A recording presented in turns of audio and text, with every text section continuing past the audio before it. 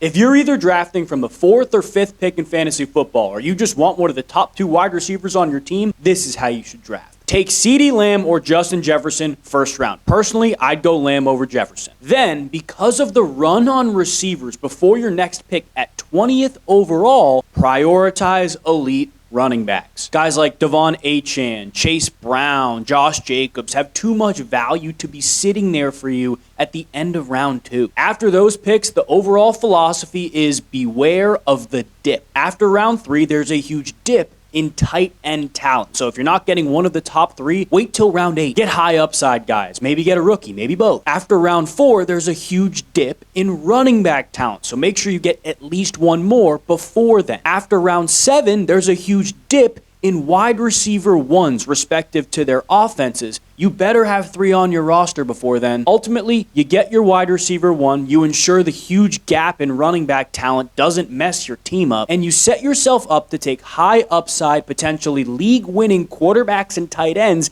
in the later rounds. If you don't believe me that this works, check out this full draft. Like I said earlier, if you are drafting from the 4th, the 5th, the 6th overall pick, or you just want to draft around Justin Jefferson or CeeDee Lamb, this is the strategy you need to employ. Now, it's very important to know where you're picking within your first couple picks. So obviously you have the 5th overall pick, but then in the 12-man league, you're picking at pick 20 and at pick 29 in the 2nd and 3rd round. So when you go look at the cheat sheet that's here on RotoWire, you can scroll down and see those players who are available or potentially available for you. So right now I'm looking at a steep drop-off in the elite wide receivers that are on the board.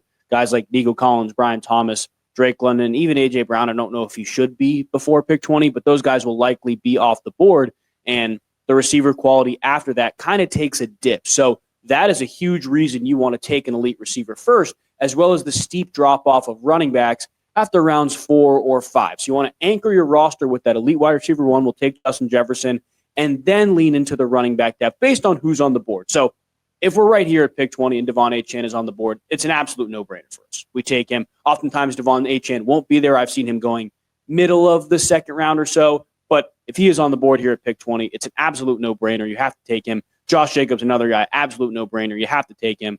I personally would take Achane over Josh Jacobs. I'm going to take a sip of coffee out of my Thanos mug. Cheers. But now we're on the clock here again. Another important drop-off to note, we'll call it a drop-off, is the tight end room. So Trey McBride here would be a very good pick. Now, I tend to wait a little bit for tight ends because I think there's some pretty good upside-oriented guys that'll be available for us in the 7th or 8th round. A guy like David Njoku, who averaged nearly 100 yards per game with Joe Flacco at quarterback. A guy like Evan Engram, the true number 2 pass option in his offense. A guy like Colston Loveland, who was drafted 10th overall on a team that didn't really need a tight end, but they took one anyways. They very clearly believe in him, right? To me, there's a lot of upside in the tight end room, and you will take an advantage over your league mates if you draft Trey McBride here, but I'm much more confident taking swings at running backs early, or just players in general early, than I am at tight ends early. So if Trey McBride is falling to us here at 29, it's a pretty solid pick, but we're going to see in about 2 to 3, 3 to 4 rounds, if we don't get Travion Henderson, our running back room is almost screwed, right? You have to be able to prioritize the running back position early because there's a steep drop-off. And I look at a guy like Jonathan Taylor. The value is too good to pass up there. So we'll take Jonathan Taylor as our 2nd running back. And these 4th and 5th round picks, beautiful wide receiver value. If you're picking in the 4th, 5th round, really in any of your fantasy drafts, you're going to get multiple receivers who are number 1s with minimal options. I'll say 3rd, 4th, 5th because Garrett Wilson falls in there, but he's not going to 4th. DK Metcalf is easily my favorite pick, right? DK Metcalf is Aaron Rodgers' number 1 receiver, backside single, going to pump the football to him, and pretty solid full season schedule, very, very minimal competition in his receiver room. So that is an easy no-brainer wide receiver 2 for us there. Now, this is where it gets a little tough because you have to take the best overall players after you get your starting running backs and your starting receivers. For me, the best overall player with the highest upside right now is Travion Henderson, but here's the very interesting thing. When you lean running back in round 5 or so, if you get 3 running backs on your roster before, let's say before round 6, the receivers that are going to be available for you in rounds 6, 7, are going to be really good. Like, I love Calvin Ridley. I love Jerry Jeudy. Another guy who's down here, I don't know if he'll show up.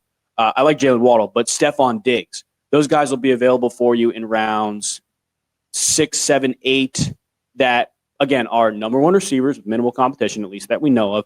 And most importantly, will fill more void if you're drafting a third running back and you only have 2 wide receivers. This is what I mean with the tight ends, though. Like, I don't mind TJ Hawkinson. He's solid. I don't mind Travis Kelce. I don't mind Mark Andrews, but there's a ton of upside with David Njoku. I'd rather take my chance on a guy that I, quote, don't mind that has higher upside. Evan Ingram, same thing. Colson Loveland, same thing. So I'm not in a rush to take a tight end here. Quarterbacks are interesting, though, because Baker Mayfield's a guy I love. However, I would be okay waiting for a guy like Dak Prescott. I would be okay waiting for a guy like Drake May, taking higher upside guys while making sure the depth of your team is really, really good. Baker is the one that really sticks out to me because, to me, this is an elite fantasy quarterback still. It gets to a point where if he's available for us, say at pick 68, we almost have to take him, but I don't think he will. Regardless, you get Travion Henderson here, and now you're going to lean into your wide receiver room, right? So Baker Mayfield actually is on the board for us. So if we wanted to take Baker Mayfield, we could. It's just a matter of confidence between Baker Mayfield and the rest of our receiver room. So you can see again on RotoWire the percentage chance that these guys will be there for our next pick. How confident am I in better than not Calvin Ridley being there? And if Calvin Ridley's not there, a guy like, let's see, receivers.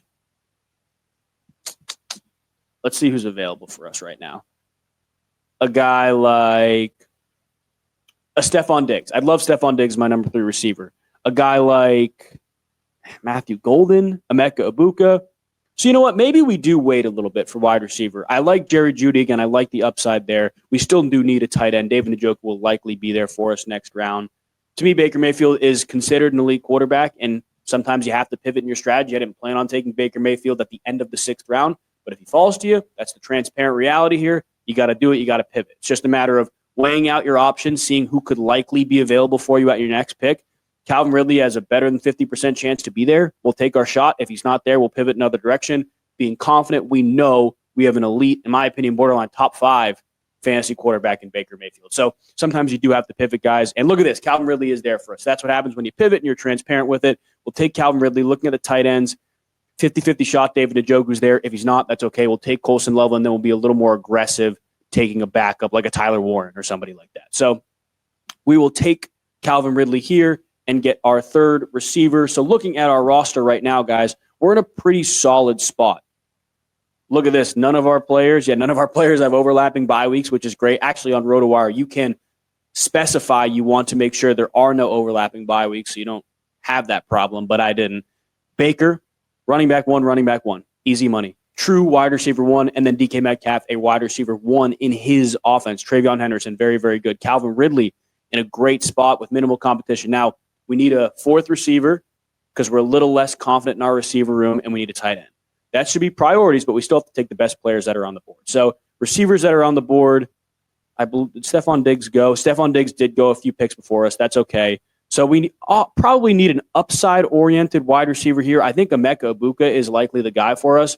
0% chance he's drafted before our next pick, which is good to know. And now we're looking at receivers, tight end. David Njoku is still there. That's a no-brainer. We have to pull the trigger here. Don't even have to hesitate. So that's our starting tight end. And then at the 101st pick, we can look. Emeka Ibuka goes the pick before us. So 0% chance, really a 1% chance. It worked out. We have to take a higher upside guy. This is tough. Jaden Reed, to me, the volume is weird. I don't want to lean into that. I'd rather lean into a guy who has better volume and I'm more confident in. Looking at some of the guys who are available down here, I mean, is it Rashid Shaheed? Is it Jaden Higgins with a better quarterback? Josh Downs as a safety valve. I mean, the Colts offense is definitely a question mark, but Josh Downs is honestly the Wan'Dale Robinson of the Indianapolis Colts this year. To me, it's the best pick, but we still do need running back depth, so we can look at guys here like Zach Charbonnet is arguably the best handcuff in fantasy football. Jordan Mason's a very good handcuff. I don't know if we take chances with guys here. I don't know if Jaden Blue is gone. That's a guy I really like as well. Looking at the cheat sheet here, Jaden Blue. Let's see here. Search this up. Blue. He is still available for us. Jaden Blue has, again, a 1% chance to be drafted before the next pick. So I do think we take a receiver here. I don't know if I can trust Jaden Reed, But at the end of the day, it's an upside-oriented pick here. I think we take our chance in the hopes that he finds some role in this offense because he is very talented, and lean into the upside of our receiver room because we have some pretty safe floor guys. Again, 3 true wide receiver ones in their offense. And in a perfect world, we're only starting 2 of those receivers because we have Travion Henderson. Looking at running backs now, Jaden Blue's available. Ramondre would be a good handcuff, but you also have to remember as we get into the later rounds, it's important to draft the handcuffs for your starters, right? So Devon Achane's handcuff, maybe Jalen Wright, maybe Ollie Gordon, Jonathan Taylor's handcuff, who knows? That's a last-round pick, but looking at us here at 116, we have 4 receivers, 3 running backs. We could use a backup quarterback. We should be a little more aggressive in pursuing a backup tight end. To me, Jake Ferguson is the higher upside backup tight end. When you look at running backs who are available, Jaden Blue, 5% chance to be picked before our next. So I'll add him to the queue. I feel like we should be a little more aggressive in pursuing a backup tight end, but I also love guys like Zach Ertz who are available a little later on who would be a better or higher priority option in their offense than a guy like Jake Ferguson. So I do think we wait for a tight end, looking at the running backs who are on the board, backup quarterbacks who are on the board. I mean, I love Dak, and Dak is probably going to be gone before the next pick. You guys can tell I like the Cowboys offense this year. It's all about weighing risk here, and I think I'd be okay with missing out on Dak with the next pick if Drake May was there. I would be okay missing out on a running back if Jaden Blue was there. The receivers who were available, though, I wonder, do we take a shot on a rookie? Bottom line here, I think Dak has high upside. He's probably gone before our next pick, and we need a backup quarterback. The other guys I like all have less than 10% chance of being taken before our next pick, so we take our chance right now. And again, we're on the clock in like 8 picks anyways. So Drake May is still on the board. Looking at the guys who are in my queue that are on the board, Jaden Blue, 65% chance he's gone, and we only have 3 running backs. I think that's almost a no-brainer. We don't need Drake May in the queue anymore. We will take Jaden Blue at the running back position, and we're in a really good spot here with our roster where we need a kicker, we need a defense, but we need 2 more players on our bench. And again, we don't have to draft the kicker. If you guys are new here, you don't draft kickers, or ideally, you don't draft kickers. You take your handcuffs, see what happens in terms of the injury world, and right before week 1, especially if you're drafting in the middle of August, you pick up the kicker and drop the person of least value on your team. We still do need a backup tight end. Zach Ertz probably gone before our next pick. I think we take him and don't hesitate about it. And now we need, again, defense. All the good defenses are still on the board. Looking at running backs and receivers, Ray Davis is an elite handcuff, one of the best handcuffs in all of fantasy football. But at the same time, do we want to lean into our handcuff? I honestly think the handcuff that we should have is a little bit later, should be a last pick. Interesting here is Keenan Allen, who's back in the Chargers, had a great season last time he played with Justin Herbert. It's a pretty high upside pick, to be honest with you. Now at 164, we want to lean into our running back room, or we can take the best defense that's on the board, and it's the Baltimore Ravens. I think we take the Ravens defense here, and then with our final pick, we take a running back handcuff who, Jalen Wright, look at that. Perfect chance as the highest suggested player because he is the number 1 running back on the board and is our handcuff to Devon Achane. Now, I will say Ollie Gordon's another guy you can look at, and I would continue to watch the preseason. At the time I'm recording this, it's right after Ollie Gordon's first preseason game, and he looked pretty good. But Jalen Wright is our handcuff here. So that is how the draft shakes out, guys. If you're drafting Justin Jefferson, CeeDee Lamb, or any elite receiver early, I highly suggest you take the strategy, especially from that 4 to 6 or even 4 to 7 range.